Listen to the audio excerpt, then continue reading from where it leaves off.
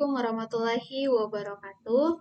Nama saya Sri Meilandri Haipi dari kelas Manajemen Pendidikan Islam 5F.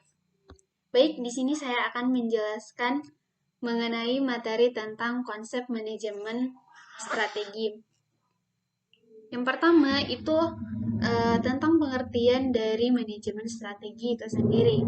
Nah, di sini kita ketahui bersama bahwa manajemen strategi adalah serangkaian keputusan dan tindakan mendasar bikinan manajemen tertinggi yang diaplikasikan oleh semua anggota suatu organisasi demi mewujudkan tujuan dari organisasi itu sendiri.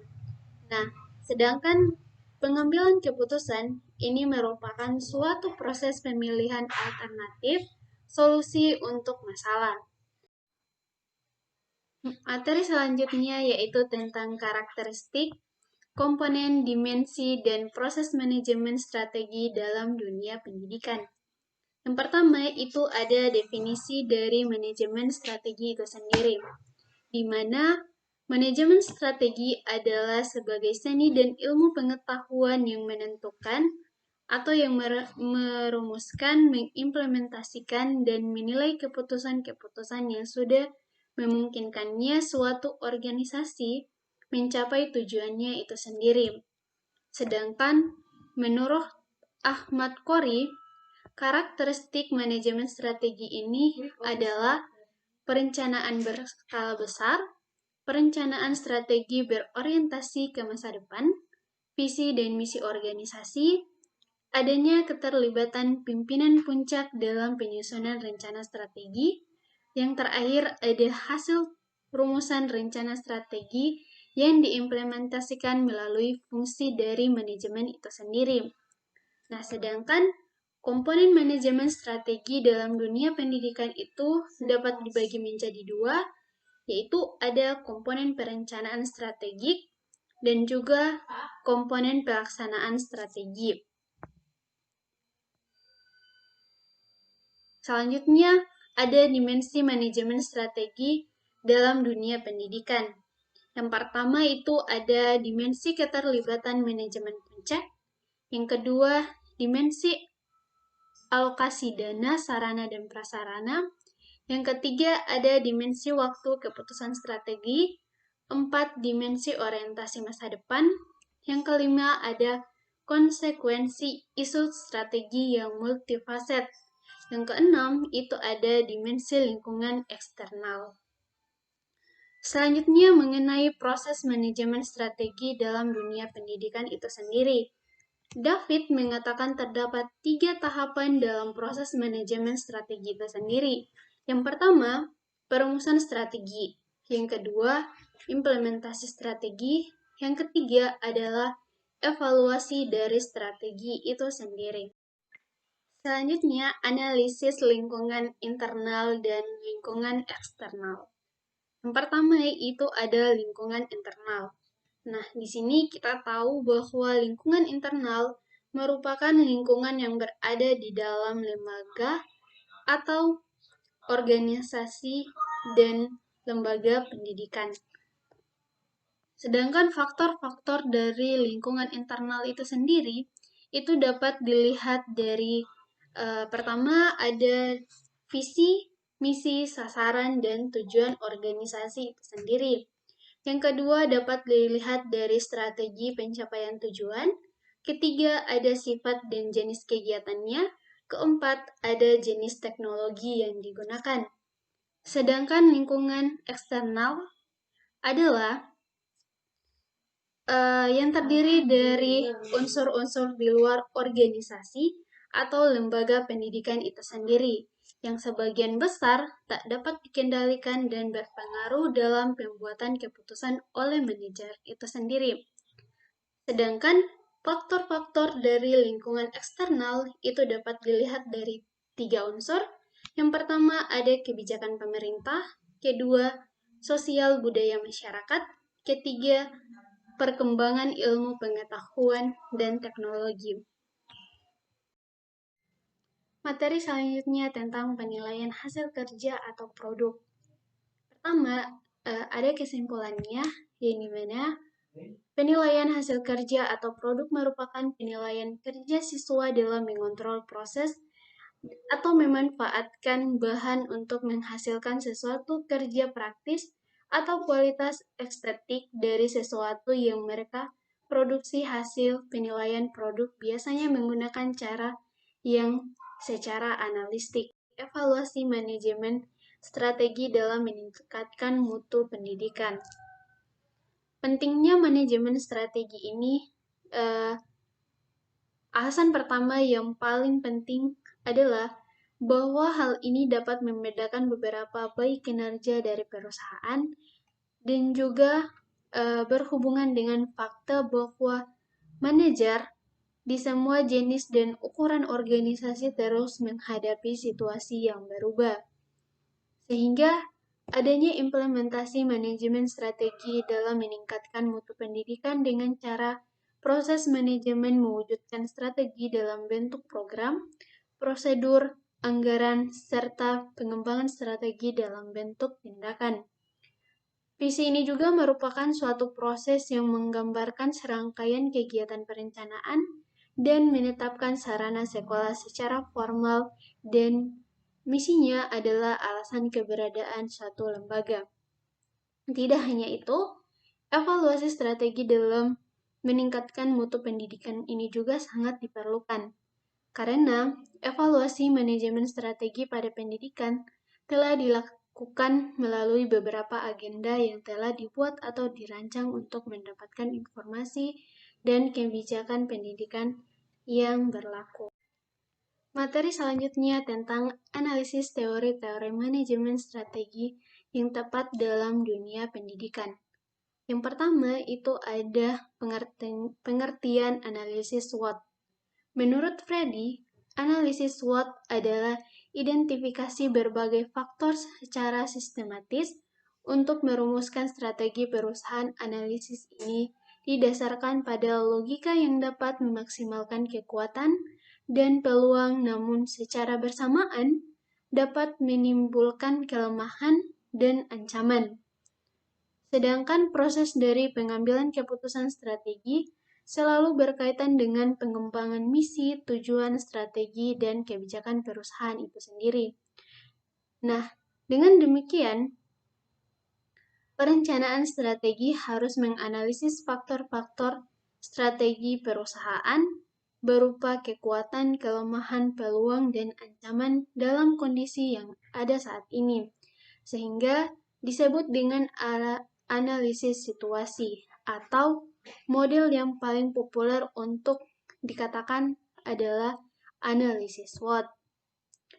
Tidak hanya itu, tujuan dari manajemen strategi ini ada yang pertama, memberikan arah pencapaian tujuan organisasi perusahaan. Yang kedua, membantu memikirkan pentingnya beberapa pihak atau organisasi perusahaan harus mempertemukan kebutuhan dari berbagai pihak, pemasok, karyawan, atau pemegang saham itu sendiri. Yang ketiga, dapat mengatasi setiap perubahan kembali secara merata. Manajemen strategi memungkinkan eksekutif puncak untuk mengantisipasi si perubahan dan menyiapkan pedoman, sehingga dapat memperluas kerangka waktu atau berpikir mereka secara perspektif dan memahami kontribusi yang baik untuk hari ini dan hari esok. Materi selanjutnya tentang materi implementasi manajemen strategi. Nah, di sini mengacu pada teori-teori proses manajemen strategi yang sudah dijelaskan, itu dapat disimpulkan bahwa proses manajemen strategi setidaknya mencakup 3 hal bagian. Yang pertama itu ada perumusan strategi atau bisa disebut dengan formulasi strategi. Yang kedua adalah implementasi strategi, dan yang ketiga adalah evaluasi dari strategi itu sendiri. Nah, formulasi strategi itu meliputi perumusan visi dan misi, pencermatan lingkungan internal dan eksternal, yang dapat disimpulkan analisis faktor internal dan eksternal ini merupakan analisis pilihan strategi dan faktor-faktor keberhasilan, penetapan tujuan, sasaran, dan strategi. Implementasi strategi ini juga meliputi rencana program dan kegiatan, penganggaran, sistem pelaksanaan, dan pemantauan. Sedangkan evaluasi dari strategi itu meliputi pengukuran dan evaluasi kinerja pelapor dari pertanggungjawaban. Materi selanjutnya adalah tujuan manajemen strategi dalam dunia pendidikan. Nah, di sini berdasarkan pengalaman histori yang dalam penyelenggaraan suatu organisasi, manfaat utama penerapan prinsip manajemen strategi di dalam lembaga pendidikan adalah membantu lembaga pendidikan merumuskan strategi yang lebih tepat dengan menggunakan pendekatan sistem, logis, dan rasional pada proses pemilihan strategi pengelolaan pendidikan di era global yang terus mengalami perubahan. Sehingga berdasarkan hal ini, maka tujuan utama manajemen strategi adalah mencapai pengertian dan komitmen dari semua eksekutif maupun pelaksanaan lembaga pendidikan itu sendiri. Kesalahan dalam proses manajemen strategi. Kesalahan yang berhubungan dengan menggunakan strategi itu terdiri dari berbagai hal. Yang pertama, karena adanya ketidakmampuan berpikir secara strategis. Yang kedua, ketidaktepatan penggunaan dalam tingkat manajemen. Yang ketiga, terlalu menekankan pada bentuk dan prosedur. Yang keempat, terpisah dari lingkungan. Yang kelima, cukup untuk mencapai waktu jangka pendek dan ketidaktepatan penggunaan sumber daya. Selanjutnya, konsep manajemen strategi di sekolah. Yang pertama adalah ruang lingkup manajemen strategi pembelajaran, yang dimana komponen perencanaan strategi meliputi proses perumusan visi, misi, dan tujuan. Tidak hanya itu, konsep perencanaan operasional meliputi proses perumusan sasaran atau tujuan operasional, pelaksanaan fungsi manajemen, kebijakan, jaringan kerja internal eksternal organisasi, kontrol, dan evaluasi. Yang kedua, ada karakteristik manajemen strategi pembelajaran, yang dimana ada beberapa karakteristik yang dimiliki oleh manajemen strategi pendidikan. Yang pertama, berorientasi masa depan. Yang kedua, berhubungan dengan unit bisnis yang kompleks. Yang ketiga, kebutuhan dan kejelasan tugas sangat tinggi seiring perubahan yang terjadi. Materi selanjutnya tentang model balance scorecard dalam manajemen pendidikan. Di sini ada memiliki 4 perspektif. Yang pertama adalah perspektif keuangan, kedua adalah pelanggaran, ketiga proses, dan 4 adalah pembelajaran atau pertumbuhan. Dalam perspektif keuangan, dalam keuangan itu diharapkan agar sekolah dapat mengelola keuangan secara baik dan maksimal. Sedangkan di bagian perspektif pelanggaran dalam hal ini adalah siswa atau murid. Sekolah, terutama guru yang membuat rumusan pembelajaran yang menarik bagi para mahasiswanya atau siswanya, sehingga menimbulkan kebahagiaan bagi para siswa dalam belajar.